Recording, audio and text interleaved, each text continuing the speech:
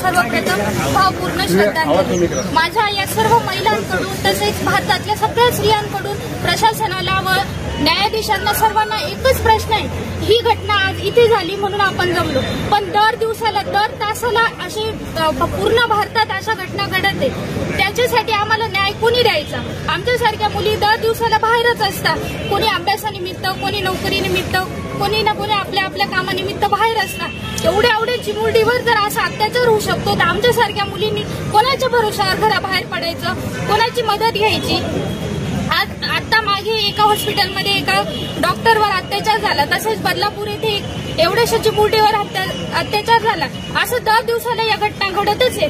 आम्ही कोणाच्या भरोशावर राहायचं? प्रशासनाने न्याय कधी द्यायचा? या नराधमाला जर फाशी झाली तर याच्या पुढे तो कोणताही व्यक्ती अशी कृत्य करण्यासाठी आधी घाबरेल। याच्या आधी जे पण काही झालं, थोडे दिवस केस चालते, त्याची कचेरी चालते, नंतर ती केस बंद होऊन जाते, हे सर्व मॅटर क्लोज होऊन जातं। जर अशा नराधमांना डायरेक्ट फाशीची शिक्षा दिली तर याच्या पुढे कोणी असं काही कृत्य करण्याची हिंमतच करणार नाही। आमच्या प्रशासनाला एवढंच आश्वासन आहे की सरळ सरळ या नराधमाला फाशीची शिक्षा देऊन ही केस क्लोज करून टाका, याच्या पुढे कोणी अशी कृत्य करण्याची हिंमत करणार नाही। या चिमुरडीला माझ्याकडून भावपूर्ण श्रद्धांजली। डोंगराळे गावात मालेगाव तालुक्यातील एक खेडेगावात डोंगराळे या दोन एक दिवसापूर्वी हत्या करण्यात आली, यज्ञ बाळाची हत्या करण्यात आली, बलात्कार, अशा अनेक गोष्टी म्हणजे होतच राहतात आपल्या देशामध्ये, तरी त्यांना शिक्षा कोणीच देत नाही। 2-3 दिवस फक्त मोर्चा वगैरे काढता आणि नंतर सोडून देतात, पण तसं करता कामा नये।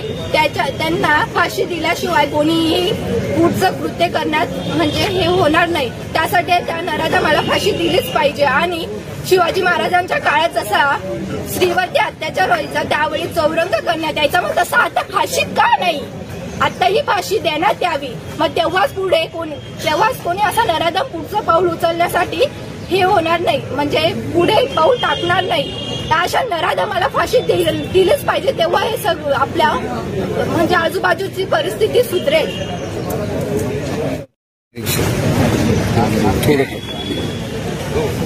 डोंगराळे गावाची बलात्कार झाला आणि त्या मुलीची हत्या झाली, खूप अनफॉर्च्युनेट आहे। ती 3-3.5 वर्षाचीच मुलगी होती, तिची काही चुकी नव्हती आणि तो तिचा नेबर होता। तिने काही वेगळे कपडे घातले नव्हते, ती खेळत होती, तरी तिच्यावर बलात्कार झाला। म्हणजे ह्या सगळ्यात कुठेतरी मुलींची चुकी नसते, मुलींना ब्लेम केलं जातं, जे खूप चुकीचं आहे। आणि मग हे सगळी केस आवरली जाते, मग ते मुलं अजून विकृती वाढतच जाते, बलात्कार होतच जातात, याच्यावर कोणी काही बोलत नाही। हे सगळं खूप कॉमन झालंय आणि या कॉमनला आपण खूप म्हणजे आपण याच्यावर काही बोलत सुद्धा नाही आणि हे पुढे होतच जातं। सो आय थिंक याच्यावर काहीतरी निघायलाच हवं। आणि याच्या अगेन्स्ट काही मुली अशा असतात ज्या बोलू शकत नाही, काही मुली अशा असतात ज्या बोलतात, पण ज्या बोलत नाही त्यांनाही बोलतं करणं हे आपलं काम आहे आणि त्यांनाही याच्यावरतून काही शिकायला भेटेल। हे आय थिंक ही खूप मोठी गोष्ट आहे आणि खूप महत्वाची गोष्ट आहे आणि हे सगळीकडे पसरलंच हवं याच्याबद्दल। आणि मुलींना सेल्फ डिफेन्स शिकून काहीच फरक पडणार नाहीये। शाळेत जरी सेल्फ डिफेन्स झाला किंवा सेल्फ डिफेन्स शिकवला गेला तर याच्यावरून काहीच निघणार नाही। का आपण मुलांना सांगू शकत नाही की तुम्ही मुलींशी कसं बिहेव करायला हवं? का असं होत नाही? का पेरेंट्स सांगू शकत नाही? का दरवेळेस मुलींनीच स्वतःला सांभाळावं? का स्वतःला सेफ करावं? जेव्हा सगळी चुकी म्हणजे आपण म्हणतो की काहीच पुरुष असे असतात, पण आम्हाला कसं कळेल की कोणता पुरुष कसा आहे? आम्ही देव नाही आहोत हे समजायला की कोणता पुरुष कसा आहे? सो हे सगळं आपण खूप कॉमनली बिहेव करतो की हे खूप कॉमन झालंय आणि याला असंच सोडून देतो। आय थिंक याच्यावर काहीतरी बरं, आता हे निवेदन दिलं, पुढची मागणी काय आपली? आमची मागणी अशी आहे की त्याला फाशी देऊन म्हणजे काही मोठं होणार नाही, फाशी तर भेटायलाच हवी त्याला, पण याच्या पुढे असं घडू नये अशी ही काळजी घ्यावी आणि सरकारने याच्याबद्दल काहीतरी करावं अशी मागणी। त्या पेटणार आहे आणि किती दिवसाचे मोर्चे निघणार आहे सर. इतक्या दिवसापर्यंत पुण्यावरून बाकीच्या देशामधून काहीतरी ऐकायला येत होतं आणि आज डायरेक्ट आमच्या मालेगाव तालुक्यातच म्हणजे आम्हाला सेफ फील होत नाहीये सर. आम्ही म्हणजे इतक्या दिवस आम्ही ऐकायचो, पुढे जायचो, धाडस करायचं, पण आता धाडस करायचं कुठून. आणि 4 वर्षाच्या चिमुरडीवर आणण्यात अत्याचार होतोय सर. फक्त एवढंच म्हणणं आहे की त्याला एकदम कठोर शिक्षा झाली पाहिजे आणि यापुढे असं कृत्य नाही घडलं पाहिजे. यासाठी सरकारने काहीतरी करावे एवढीच नम्र विनंती सर. तर आम्ही बाहेर गावून इथे शिकायला येतो आणि आम्ही मालेगावला आतापर्यंत खूप म्हणजे इथे आम्ही सेफ फील करत होतो, पण आता आम्हाला तसं वाटत नाहीये. 4 वर्षाच्या चिमुरडीवर जर असं अन्याय अत्याचार होतोय तर आमच्या या बहिणी आहे मोठे, आम्हाला अजून मोठं व्हायचंय. कसं व्हायचं, कसं धाडस करायचं. आम्ही ज्या वेळेस लहान मुलींवरती अत्याचार होतो तेव्हा आमच्या सरकारने काय करायचं, आमच्या सरकारने काय करायचं सर. आम्हाला म्हणजे आमचं थरकवायला लागून गेलं. आता आम्ही इतक्या दिवस धाडस करत होतो की नाही लढायचं पण किती दिवस चालणार आहे सर हे. त्यांना फाशीची शिक्षा झालीच पाहिजे. आतापर्यंत ज्या भगिनींनी जे शब्द व्यक्त केले, फारच अतिशय कठीण परिस्थिती आहे आणि या कठीण परिस्थितीला माझं तर असं मत आहे की कायद्यात बदल झाला पाहिजे. तर फाशी फार कमजोर शिक्षा वाटते आता या दृष्टिकोनातून जर म्हटलं तर फाशीच्या ऐवजी त्याचे हातपाय तोडून आणि त्याला चौरंगी करून त्याला पूर्ण सोडून दिलं पाहिजे आणि त्याला जाणवलं पाहिजे की आपण कुठली चूक केलेली आहे. म्हणून हे त्याला आयुष्यभर त्याला जाणवलं पाहिजे. त्याला चालता फिरता नाही आलं पाहिजे आणि त्याने घसरत कुठे चाललं पाहिजे आणि त्याला ही जाणीव झाली पाहिजे की आपण कोणत्या कृत्यामुळे. त्यावेळेलाच सगळ्यांना असा कायदा जर बदल झाला तर त्यावेळेला ही सुधारणा होईल, अन्यथा नाही. फाशी तर काय 2 मिनिटात फाशी दिली तर संपून जाईल, नंतर सगळे विसरून जातील, पण त्याला जाणीव झाली पाहिजे. म्हणून कायद्यामध्ये बदल हा झाला पाहिजे. एवढं बोलून मी बोलतो. मालेगाव तालुक्यात जे डोंगराळा गाव आहे त्या डोंगराळा गावात आपली जी लहान मुलगी होती जी आमची नात आहे, तर आज पुऱ्या महाराष्ट्राची ती एक नात आहे, मुलगी आहे, एक कन्या आहे. आपल्या धर्मामध्ये आपल्या मुलीला लक्ष्मी म्हणतो. आज त्या लक्ष्मीसारख्या मुलीवर एवढा अत्याचार होतो. त्या अत्याचाराला आपण आज सगळे महाराष्ट्रातले लोक हे चौचळून उठले पाहिजे आणि सरकारापाशी एक मागणी केली पाहिजे का सरकार हे कायम असं बघत राहतं. सरकारने हे बघितलं नाही पाहिजे. सरकारने जरा स्वतःने कायदा केला पाहिजे का वारंवार अशा घटना घडतात आणि वारंवार आपण लोक जमा व्हायचे, मोर्चे काढायचे, सगळ्यांनी एकत्र यायचं, मग आपले काही वाईट शब्द सरकारने ऐकायचे. त्याच्या आधी सरकारने असा कुठला तरी एक कायदा नेमला पाहिजे का फाशीने असं गुन्हा केला का त्याला लगेच फाशी, कुठली चौकशी नको, कुठलं काही नको, एन्काउंटर झालं पाहिजे. त्याचं घर त्या गावात राहिलं नाही पाहिजे, त्याच्या नातेवाईकांशी त्याचे संबंध तोडले पाहिजे गावाने. हे असं कृत्य करणाऱ्यांना आपण पुढे पाठीशी घातलं तर समाजाने पाठीशी घातलं तर वारंवार अशी घटना घडत राहतील. कोणी पैशाच्या बळे, कोणी नेत्यांच्या बळे, हे असं ते सुटत राहतात. असं सुटलं नाही पाहिजे. सरकारला एकच विनंती आहे, सरकार आपलं आहे, सरकारला हात जोडून विनंती आहे, सरकारने याच्या पुढे अशी कुठल्याही गावात ती मोठी बहीण असो, छोटी बहीण असो, या गुन्हेगारी कुठलीही असू द्या, त्या गुन्हेगारीला कुठेतरी आळा बसला पाहिजे. तुम्ही नेते बनता, तुम्ही समाजसेवक बनता, समाजासाठी तुम्ही आमच्याकडे फोटो मागायला येता, तुम्ही समाजाला दिशाभूल करता, ती दिशाभूल करू नका. तुम्ही कायद्यामध्ये वचक टाका का कुठलीही माय बहीण, कुठलीही बहीण तिला शाळेत जाण्यासाठी, आज बाहेरगावी टाकण्यासाठी विचार करावा लागतो. तिला शिक्षणाला टाकायचं का नाही टाकायचं. आई बाप पैसे टाकतात, 5-5, 10-10 लाख, 20-20 लाख, सरकाराकडनं कुठली मदत राहत नाही, पण लोक शिक्षणासाठी टाकतात. ती काय शेप आहे सांगा बरं. दिल्लीत घडलं, मुंबईमध्ये घडलं, मालेगावात घडलं, पुऱ्या भारतात घडून राहिलं. मागच्या 1 वर्ष पहिले अजंगवडेल भागात घडलं, आज तुमच्या डोंगराळ गावात घडलं. हे असं घडत राहिलं तर कोण जबाबदार आहे. नेहमी आपणच का, आपल्याला काही कामधंदे नाही आहेत का. सरकारला जर आपण टॅक्स देतो, बरोबर टॅक्स देतो, सरकारचं कर्तव्य आहे सगळ्यांना न्याय देणं आणि त्या बालिकेला न्याय देणं. सरकारापाशी ही विनंती आहे, सरकार आमचं आहे ना, सरकार न्याय द्यावा आणि पुन्हा अशा लोकांना रस्त्यावर उतरू देऊ. जर सरकारने होत नसेल तर आम्हाला द्या, आम्ही त्याचा एन्काउंटर काय, आम्ही त्याचे काय नाही ते करून टाकू, गुन्हे घ्यायला तयार आहे. सरकारकडे दोनच पर्याय, सरकारकडे दोनच पर्याय. एक तर त्याचा एन्काउंटर करावा, या तर त्याला तत्काळ फाशी द्यावी, अन्यथा सर्व युवा वर्ग कायदा हातात घेण्यास तयार आहे. मग जे काही होईल पुढे त्याला स्वतः सरकार जबाबदारी. एवढंच बोलतो. जय महाराष्ट्र. आपल्याला समस्त हिंदू समाजाच्या वतीने आणि यांच्या वतीने एक निवेदन देण्यात आलं की सदर आरोपीचं कोणी वकीलपत्र घेऊ नये असं बार असोसिएशनला त्यांनी एक निवेदनद्वारे आपल्याला अर्जाद्वारे एक विनंती केलेली, काय म्हणाल आपण याची? काल आरोपीला चिमुकलीवर जो अत्याचार झालेला आहे कुमारी घटना याच्यावर त्याच्यातील त्या आरोपीला काल मालेगाव न्यायालयामध्ये हजर केलेलं होतं. मालेगाव वकील संघाचे अध्यक्ष श्रीकांतराव निकम, उपाध्यक्ष श्री मलिक शेख साहेब, त्याचप्रमाणे मी व आमचे समस्त पदाधिकाऱ्यांनी तातडीने त्या ठिकाणी जाऊन मालेगाव वकील संघाच्या वतीने सर्व आमच्या वकील संघाच्या सर्व सन्माननीय सभासदांना विनंती केली. कालच आम्ही हा निर्णय दादा घेतलेला आहे. काल आम्ही स्वतः तिला गेलो होतो. सर्वांना आमच्या एक सहसचिव आहेत स्नेहा ठाकरे मॅडम, यांना आम्ही तातडीने कोर्टाच्या आतमध्ये पाठवला.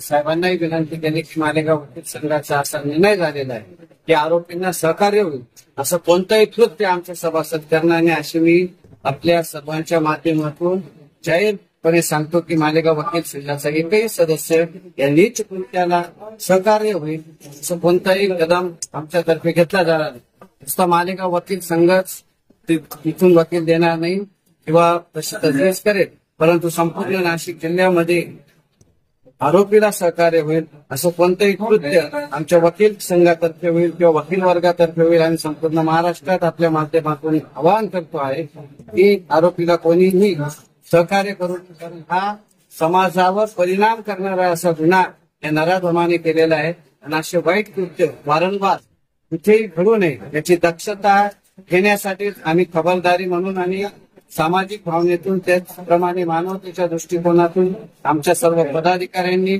सर्व 600 वकिलांच्या वतीने आम्ही सर्व वकील वर्गाला आवाहन केलेलं आहे. परत आपल्या माध्यमातून परत एकदा मी आवाहन संपूर्ण महाराष्ट्र आणि देशातील वकिलांना की अशा नीच कृत्य करणाऱ्या आरोपींना सहकार्य होईल असं कोणतंही काम आपल्या वकिलांमार्फत होऊ देता कामा नये अशी मी परत एकदा आपल्या माध्यमातून सर्वांना आवाहन केलं. वकील साहेब, आपण मालेगाव बार असोसिएशनने हा जो ठराव केला हा बरोबर आहे, परंतु आपली बार असोसिएशन देशभर आहे. महाराष्ट्र आणि गोवा बार असोसिएशन पूर्ण देशामध्ये पण कोणीच याचं वकीलपत्र घेणार नाही आरोपीचं. या संदर्भात आपली काय भूमिका असणार आहे किंवा काय पावलं आपण उचलणार आहे? या संदर्भात आम्ही bar council of Maharashtra and Goa त्याचप्रमाणे बार काउन्सिल ऑफ इंडियालाही तातडीने आम्ही असा प्रस्ताव पाठवत आहोत की या नराधम कृत्य करणाऱ्या आरोपीला सहकार्य होईल असं कोणतंही कृत्य वकील वर्गामार्फत होऊ नये यासाठी आम्ही bar council of Maharashtra and Goa त्याचप्रमाणे बार काउन्सिल ऑफ इंडियाला देखील आम्ही लेखी करू. धन्यवाद.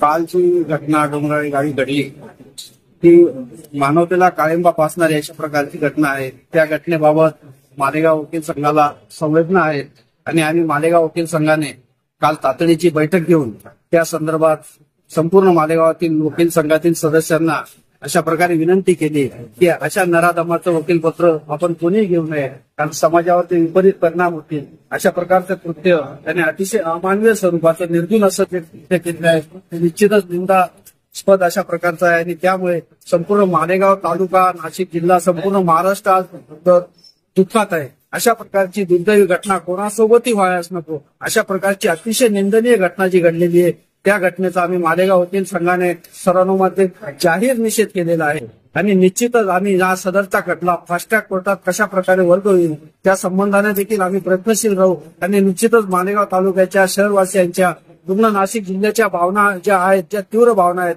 त्या भावनांशी आम्ही सहमत आहोत.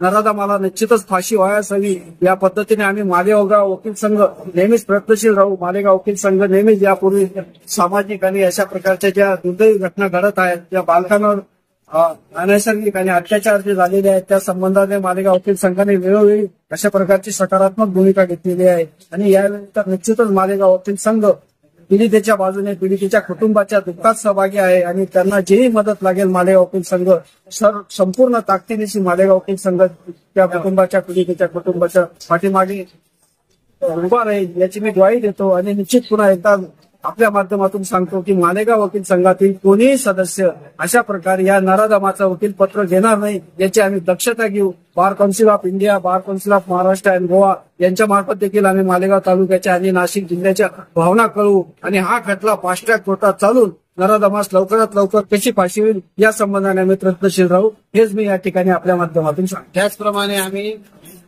मूळ फिर्यादीच्या काकांना देखील संपर्क साधला. त्याचप्रमाणे आम्ही मूळ फिर्यादीच्या काकांना देखील आताच थोड्या वेळापूर्वी संपर्क साधला आणि त्यांना आश्वासित केलं की तुम्हाला मूळ फिर्यादी तर्फे देखील आम्ही मालेगावातूनच एक चांगले वकील आणि संपूर्ण वकिलांची टीम आम्ही तुमच्यातर्फे उभी करू, जेणेकरून या कोर्टातून निकाल त्यांना लवकरात लवकर न्याय त्यांना भेटेल.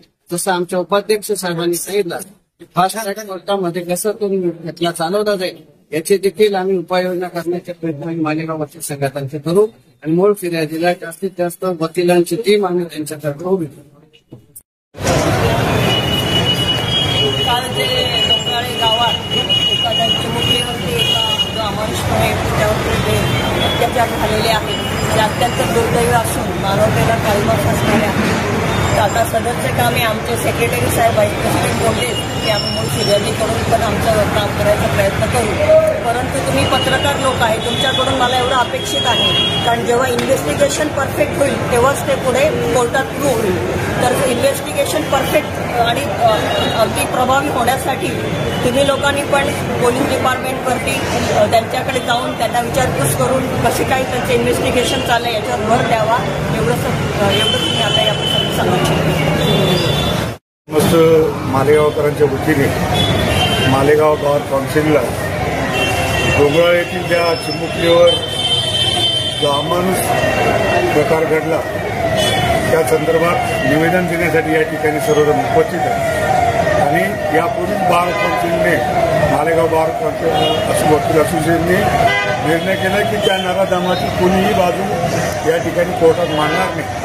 अतिशय माणुसकीला काळीमा फासणारी ही घटना आपल्या डोंगराळ या गावात घडली आणि याचा निषेध संपूर्ण मालेगाव तालुक्याने तर संपूर्ण महाराष्ट्रामध्ये या गोष्टीचा निषेध होतो. आणि या आरोपीला ही केस फास्ट ट्रॅक कोर्टात चालवून लवकरात लवकर त्याला फाशी कशी मिळेल अशी या सर्व मालेगाव तालुक्यातील नव्हे तर संपूर्ण महाराष्ट्रातील जनतेची भावना आहे. लवकरात लवकर आपल्या सर्वांचे इथले मंत्री आदरणीय नामदार भुसेसाहेब, आदरणीय मुख्यमंत्री महोदय आणि दोघं उपमुख्यमंत्री यांची आज त्या ठिकाणी चर्चा करून त्या कुटुंबातील नातेवाईकांनी त्या ठिकाणी भेट घेऊन ही केस फास्ट ट्रॅक कोर्टात चालून लवकरात लवकर कशी त्याला फाशीरित्या होईल यासाठी प्रयत्न करणार आहेत.